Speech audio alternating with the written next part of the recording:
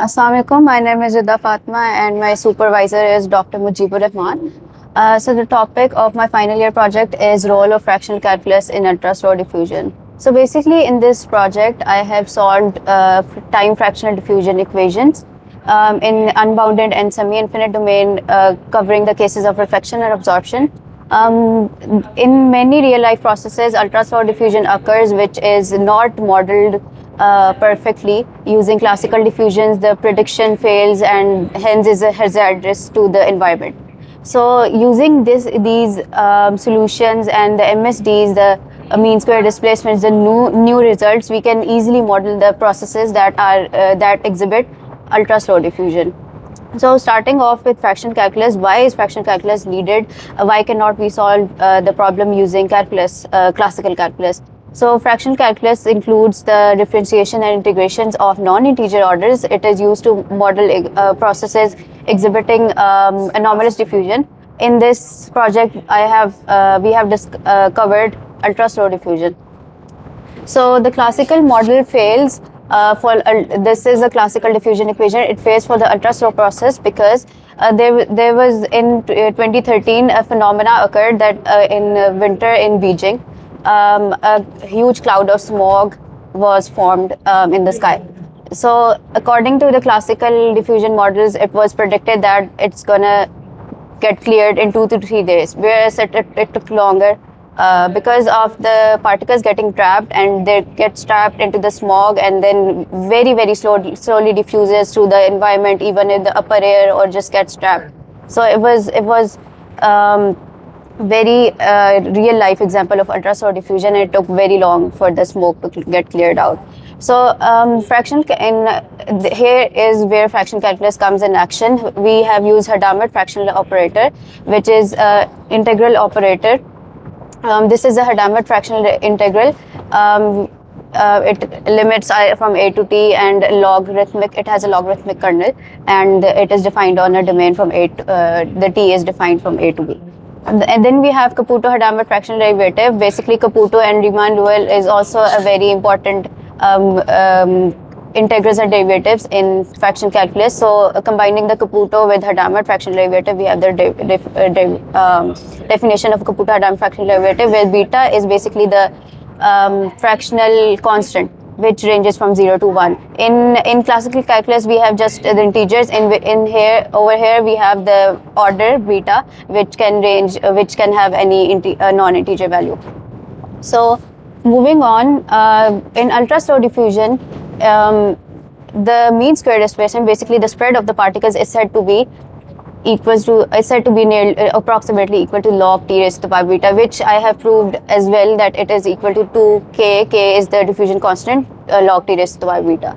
So the spread is basically said to be like this. But in classical calculus, we say that the spread of the mean square displacement is approximately equal to t raised to power beta. So I've also plotted here the difference between the standard MSD, which is basically t raised to power beta, and Hadamard MSD, which is log t raised to power beta. So Hadamard MSD is clearly lesser than the standard MSD. Then we are going to move on to the Hadamard time fraction diffusion equation. This is the classical diffusion equation. Then we have time fractional diffusion equation. In time, I have applied the Caputo-Hadamard fractional derivative. And then taking the initial condition, u of x1 is equals to delta of x, where delta is the direct delta function. So using the a combination of Mellin, Fourier and Laplace transforms, I have derived the whole solution of this equation, which is this. We have taken t is greater than 1 for simplicity, because we could have taken for at t is equal to 0, this whole log is undefined, but for simplicity we have taken t greater than 1. We can expand our solutions to t greater than 0 in further research, further work. Here we have the graphs. This is basically the classical case. these are the graphs for the classical diffusion equation, which are with Riemann-Liouville or either Caputo-Hadamard derivative. The other solutions, the fundamental, basically saying that the fundamental solutions only have t raised by beta. They do not have logarithmic in it. So these are the plots for the classical case. These are the plots for the Hadamard case. We can clearly see that the spread over here is wider.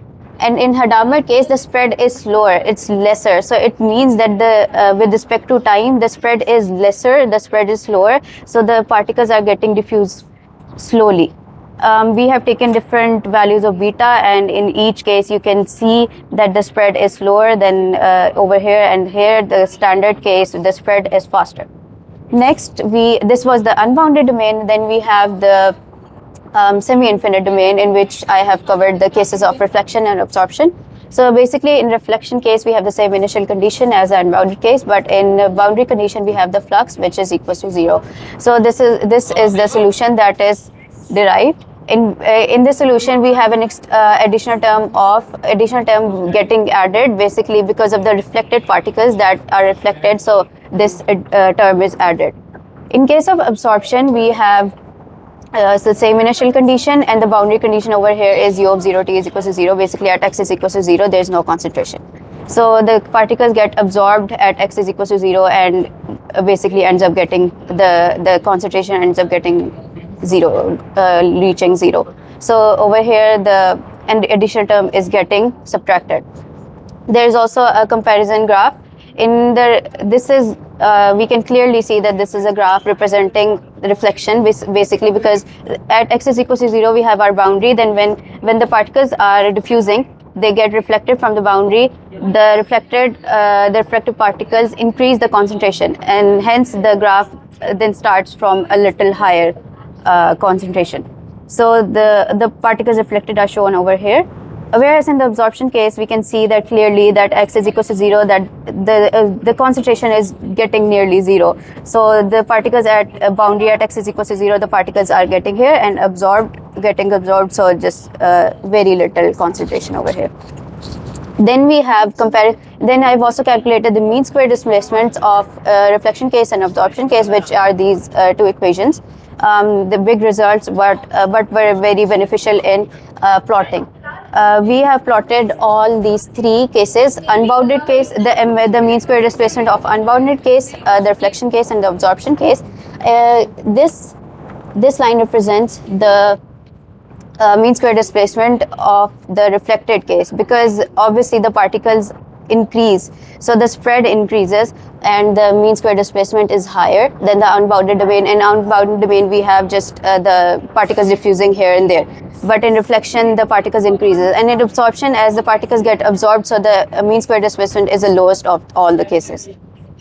Lastly, we have space-time fractional diffusion equation, where we also used, first we had just normal derivative, normal partials with respect to the space, but in this we have used Riesz-Feller derivative with respect to space, and keeping the same Hadamard time fractional derivative. So this was a paper of Francesco Mainardi that I used same techniques to find out the solution of this. So basically, this is a Fourier inverse of this solution that we have obtained using the Mellin transforms, where EB is Mittag-Leffler function. The theta is defined as this. The alpha is also the parameter, the fractional parameter used in Riesz-Feller derivative. So this was all.